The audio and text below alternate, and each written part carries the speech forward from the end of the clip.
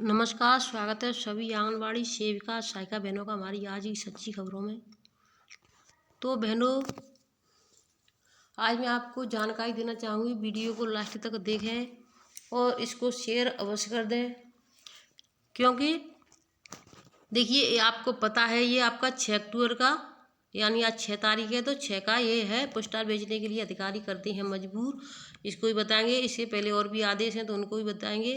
तो जिन भाई बहनों ने कल की वीडियो नहीं देखी है तो देख लें, एक लिंक हम चैनल की डिस्क्रिप्शन में डालेंगे तो उसको अवश्य देख लें और उसको सब्सक्राइब कर दें, जिससे आपको सभी जानकारियाँ समय से मिलती रहेंगी। अब देखिए, जो आप अपने जो लाभार्थियों का जो फॉर्म भरते हैं तो सभी लाभार्थियों से एक बात कह दें, बोल दें कि भाई हमारे नाम से अगर कोई आपसे OTP मांगता है तो कृपया आप बिल्कुल भी न दें, नहीं तो इसके जिम्मेदार हम नहीं होंगे, क्योंकि बैंक खाते आंगनवाड़ी वर्कर का हवाला देकर बैंक खाते को बना रहे हैं निशाना। अब देखिए, बैंक खाते को निशाना बना रहे जो साइबर क्राइम वाले जो होते हैं तो उन पर यही काम होता है, सुबह से लेकर के शाम तक 50-100 लोगों को टारगेट बनाना, और जिसमें आंगनबाड़ी बहनों को नाम लिया जा रहा है। तो सभी बहनें इस चीज़ का विशेष ध्यान दें, अपने हर लाभार्थी से यह बोल दें। हिमाचल साइबर पुलिस ने जारी की एडवाइजरी, फ्रॉड कॉल आने की मिल रही शिकायतें, सोलन जिले के कुछ क्षेत्रों में सामने आ चुके मामले। तो ये ऐसा नहीं किसी एक ही, ये तो सभी राज्यों में सभी जिलों में चल रहा है। एक बार फ़ोन 4-4 बार अगर फ़ोन को आप न काटो तब भी वो बार बार फ़ोन करते रहते हैं।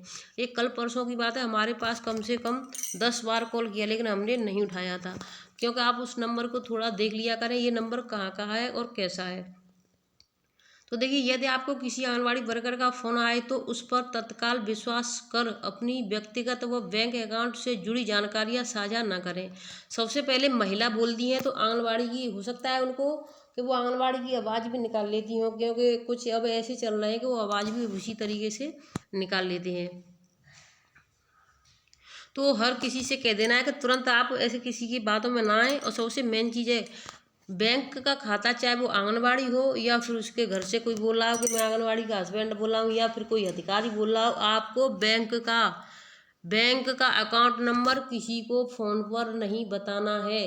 आप हैं आंगनबाड़ी तो आप हमसे लेके जाइए, नहीं तो हम आंगनबाड़ी को खुद दे देंगे, लेकिन आपको कभी किसी को बैंक का अकाउंट नंबर अपने फ़ोन से किसी को फ़ोन पर नहीं बताना है, ठीक है। ये वाली बात बिल्कुल ध्यान में रखें। स्टेट साइबर पुलिस ने एडवाइजरी जारी की है कि प्रदेश में महिला को आंगनबाड़ी वर्कर के नाम से फ्रॉड कॉल आने की शिकायतें मिल रही हैं। इन कॉल्स में अज्ञात व्यक्ति आंगनबाड़ी वर्कर का नाम बताकर पूरे परिवार की जानकारी लेते हैं और राशन और बच्चों के पैसे के नाम पर अकाउंट नंबर मांगते हैं। यानी वो कहते हैं कि आपके बच्चों का जो राशन आता है तो उनके अकाउंट में पैसे डाले जाएंगे। इससे पूरे परिवार की जानकारी ले लेते हैं, आपके कितने बच्चे हैं, आपके पति का नाम क्या, जो भी है वो हर चीज़ मांग लेते हैं। और जो ग्रामीण महिला है वो 100 में से 2-4 या 10-8 ऐसी होती हैं जो फंस जाती हैं। तो ऐसे में साइबर पुलिस ने एडवाइजरी जारी की है कि इस तरह के फ्रॉड कॉल में न फंसें, और यदि इस तरह की कोई कॉल्स आती है तो उसकी सूचना दें। तो देखिए, अगर कोई इस तरीके से आपसे पूछता है तो सबसे पहले आपको फ़ोन कट कर देना है, और आपके पास आंगनबाड़ी का नंबर है तो उसको नंबर मिलाएं और आप उससे पूछें पहले कि आपने हमारे लिए फ़ोन किया था, इस तरह की बात है जो दूसरे नंबर से, तब वो बताएगी हाँ या नहीं। तो आप इतने, चाहे कोई भी हो, हम आपसे फिर कह रहे हैं कि अकाउंट नंबर आंगनबाड़ी को भी फ़ोन पर नहीं बताना है, क्योंकि जो कॉल से हैं वो यानी कहीं से कहीं भी कभी लग जाती हैं, जिससे कोई भी सुन सकता है। सामने आया कि 7 आरोपी पहले महिलाओं और उनके परिवार के सदस्यों की कुछ आवश्यक जानकारी जुटाते हैं और बाद में आंगनबाड़ी वर्कर या किसी अन्य विभागीय अधिकारी का हवाला देकर फ़ोन करते हैं। उनके निशाने पर सामने वाले का बैंक खाता होता है। जैसे ही सामने वाला फ़ोन पर बैंक डिटेल व अन्य जानकारी साझा करता है तो कुछ देर में ही उनका बैंक खाता भी खाली हो जाता है। आरोपी व्हाट्सएप नंबर पर फोटो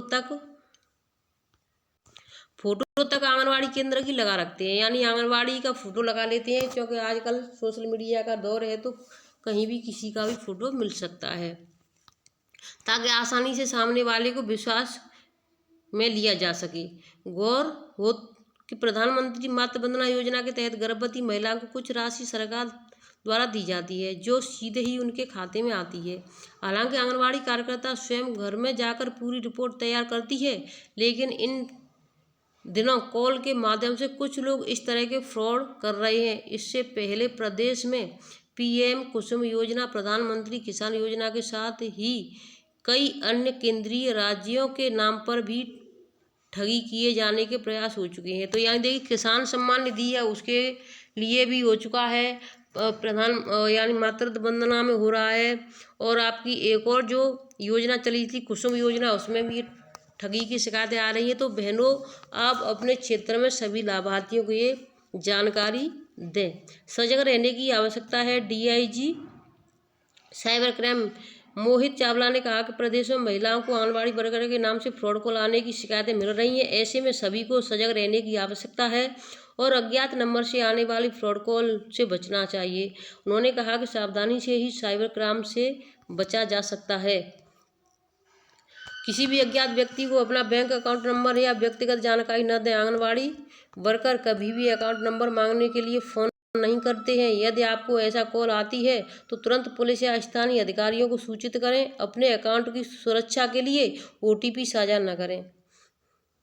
सुरक्षा के लिए याद रखें, आंगनबाड़ी वर्कर से संबंधित किसी भी जानकारी के लिए आधिकारिक वेबसाइट या स्थानीय आंगनबाड़ी केंद्र से संपर्क करें।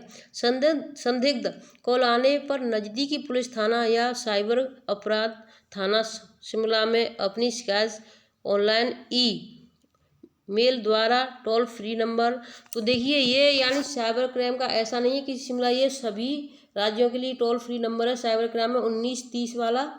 इस पर कोई भी शिकायत, यानी किसी को, जैसे किसी के पैसे से किसी का अकाउंट हैक कर लिया है या किसी को कोई कॉल करके अकाउंट ले लिया है, तो इस नंबर पर कॉल करें 1930 पर। तो ये आपको दर्ज करवानी है यहाँ पर। अब मैं आपको ले चलती हूँ दूसरी खबर तक, तो बहनों लास्ट तक बनी रहे। अगर आपको वीडियो समय से देखनी है, सभी खबरें समय से पानी है, तो चैनल को सब्सक्राइब करने के बाद में बेल आइकन को ऑल अवश्य दबा लें। पोस्टार की कालाबाजारी के आरोप में 15 आंगनबाड़ी कार्यकर्ता, मुख्य सेविका, सीडीपीओ और डीपीओ के विरुद्ध हुई निलंबित की कार्रवाई के बाद मामला शिकंजा, यानी कसता शिकंजा देख आंगनबाड़ी कार्यकर्ता लालमंद हो रही हैं। बता दें, पोस्टार बेचने के लिए अधिकारी ही करते हैं मजबूर। कमीशन वसूलने पोस्टर बेचने के लिए अधिकारी ही करते हैं मजबूर, वे कमीशन वसूलते हैं।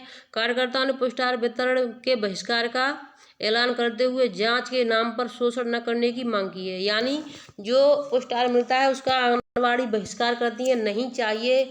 आप जिस तरीके से सम्मान निधि, किसान निधि और आपका जो प्रधानमंत्री का, यानी जिस तरीके से मातृ वंदना का योजना का जो पैसा आता है लाभार्थियों के खाते में, स्कूल के जो सरकारी प्राइमरी स्कूल के बच्चे हों या जूनियर के हों, उनके माता पिता के खाते में पैसा आता है बच्चों के ड्रेस और बैग का, उसी तरीके से लाभार्थियों के खाते में पैसा डालें। आप किसी भी रेट का डालें, जो भी सामान आपको देना है उसका पैसा डालें। लाभार्थी क्या खाता है, क्या लेता है, क्या नहीं करता है, वो हमारी आपकी जिम्मेदारी नहीं रहेगी। और ना ही कोई कच्चे पके से आप जहाँ भी पका कर बनाओगी तो वो भी कच्चा ही आएगा, वहाँ भी भ्रष्टाचार होगा। तो सरकार इन चीज़ों पर अमल करे और सीधा खाते में उनके में पैसा डाले लाभार्थियों के में, तो बहुत ही अच्छा रहेगा। शनिवार को छिबीटोला स्थित अम्बेडकर भवन की एकत्रित आंगनबाड़ी कार्यकर्ताओं का कहना था कि प्रत्येक केंद्र से 2-2 हज़ार रुपये प्रतिमाह वसूला जाता है। न देने वालों के विरोध पर कार्रवाई की धमकी दी जाती है, यानी जो देते नहीं है उनके धमकी दी जाती है। लाभार्थियों को पोस्टर न देकर बाजार में बेचने के लिए खुद विभागीय अधिकारी ही उन्हें मजबूर करते हैं। निष्पक्ष जांच की जाए। महिला आंगनबाड़ी कर्मचारी संघ की जिलाध्यक्ष मंजू बाला का कहना है कि पूछताछ के नाम पर आंगनबाड़ी कार्यकर्ताओं का शोषण न किया जाए। प्रदेश उपाध्यक्ष डालचंद चौधरी का कहना है कि पोस्टर को बेचने के लिए खुद डीपीओ से लेकर सुपरवाइजर आंगनबाड़ी कार्यकर्ता को मजबूर करते थे। इस संबंध में कई बार ज्ञापन के माध्यम से जिला अधिकारी को भी अवगत कराया गया था। यह है व्यवस्था। गर्भवती धात्री को देने के लिए दोनों के एक ही मात्रा में अलग अलग प्रति माह 1 किलो चने की दाल, 1.5 किलो दलिया और 450 ग्राम सोयाबीन तेल दिया जाता है। 6 माह से लेकर के 3 साल के बच्चे को दिया जाता है 1-1 किलो, और जो 6 से 3 साल के बच्चे हैं उनको आधी किलो दाल, आधी किलो दलिया दिया जाता है। शिकायतें भी बनेंगी, आंगनवाड़ी कार्यकर्ताओं पर कार्रवाई का आधार होगा। पुष्टाहार की कालाबाजारी का खेल नया नहीं है। कलेक्टर हो या फिर विकास भवन, बाल विकास एवं पुष्टाहार विभाग सहित अन्य कार्यालय, हर दिन कालाबाजारी से संबंधित शिकायतें पहुंचती हैं, लेकिन ठोस कार्रवाई नहीं होती है। पुष्टाहार में घटतौली से लेकर ठीक तरीके से वितरण नहीं किया जाता है। राशन हो या फिर पुष्टाहार, दोनों ही कालाबाजारी को लेकर एक दिन कलेक्टर, विकास भवन, तहसील और ब्लॉक कार्यालय और पुलिस के पास 8 से 10 शिकायतें पहुंचती हैं। जांच में कई शिकायतें फर्जी निकलती हैं तो कुछ में खेल भी किया जाता है। कार्रवाई होने से पहले इसे लीक कर दिया जाता है। पुष्टाहार माफिया पुष्टाहार को हटा लेते हैं। जब अधिकारी जांच के लिए पहुंचते हैं तो वहां पर कुछ भी नहीं मिलता। कई बार तो शिकायतकर्ता को भी फर्जी बता दिया जाता है। डीएम अरविंद मलप्पा बंगारी ने बताया कि पुष्टाहार के वितरण न होने की जो शिकायतें मिली हैं उन सभी की जांच कराई जाएगी। पूर्व में शिकायतों का निस्तारण ठीक से हुआ है या नहीं, इसकी क्रॉस चेकिंग होगी। गड़बड़ी मिलने पर दोषी अधिकारियों और कार्रवाई पर कार्रवाई होगी। ये है मामला। पिछले शुक्रवार को नागी मंडी क्षेत्र में एक गोदाम में पुष्टाहार पकड़ा गया था। गोदाम मालिक प्रवीण अग्रवाल और 2 आंगनबाड़ी कार्यकर्ताओं को जेल भेज दिया गया।